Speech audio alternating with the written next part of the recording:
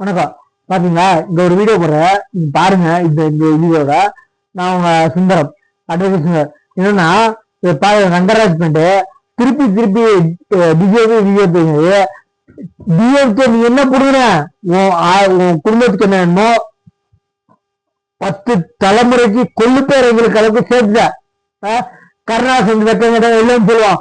அவரு 200 கோடி விட்டு 2 லட்சம் கோடி சம்பாதிக்கிறாருன்னா, அப்ப இப்ப இருக்க தலைவர் 2 லட்சம் கோடி அடிச்சுதான் கருணாஸ் பார்த்துட்டாரு. எந்த நம்பிக்கை சொல்ற கருணாஸ், எந்த நம்பிக்கை சொல்ற 2 லட்சம் கோடி அடிக்கிறான்னு? ஏன்னா உங்க தலைவர் அடிச்சா அவன் போற அல்ல கைகளை மட்டுமே எடுத்துட்டு பேசுற கருணாசுக்கு நல்லா புரிஞ்சுக்கோ. ஏன்னா இது வரைக்கும் மெகப்பிரியில தமிழ்நாடு மயக்குள்ள இருக்க விட்டீங்க. கேட்டா அம்முனியம் மாப்பு மேலப்பிரியா அப்படின்னு சொல்லுவாங்க.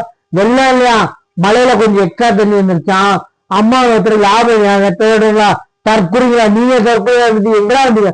அம்மா ஒருத்தர் இருக்கிறா ஒரு அடிப்படை அறிவு கூட உங்க இல்ல. வெளியே வராதுங்க. ஆல்ரெடி செல்வ பெருந்தரை, நாய் சேகர், பித்தளை தண்ணி செல்வன் எல்லாம் கேள்வி கேட்டு ஓட விட்டாங்க. துணிய காண கோமணத்தை அவுத்து ஓடுறானு 3 பேரும் பக்கா. எத்தனை 230 நாள் கேண்டிடேட்ல கூட்டணி கட்சி கேண்டிடேட் கேளுங்க மக்களே. 4 வருஷம் இந்த புடுங்க பெண்ணு கேள்வி கேளுங்க.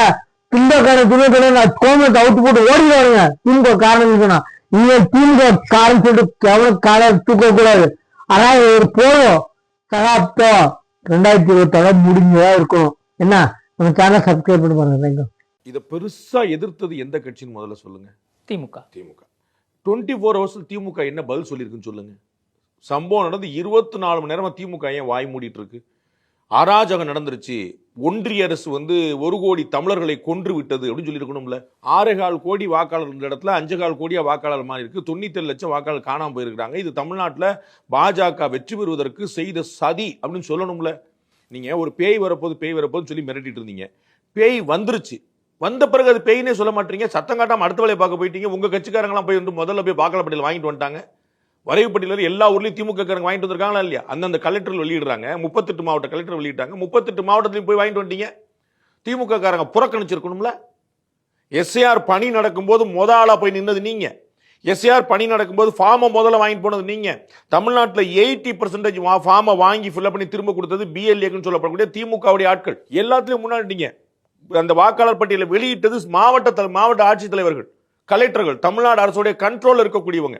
இவ்வளவு நீங்க அரசு ஊழியர்கள், மாநில அரசு ஊழியர்கள் கீழே வரைக்கும் ஒரு சென்ட்ரல் கவர்மெண்ட் ஸ்டாஃப் கிடையாது. அதர் தேன் அர்ச்சனா பட்நாயக் தேர்தல் ஆணையத்தாளர், அவங்களுக்குமே சம்பளம் மாநில அரசு கொடுக்குது.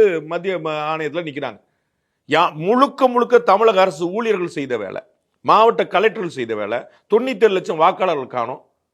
சத்தம் வரல, ஒன்றும் செய்யல.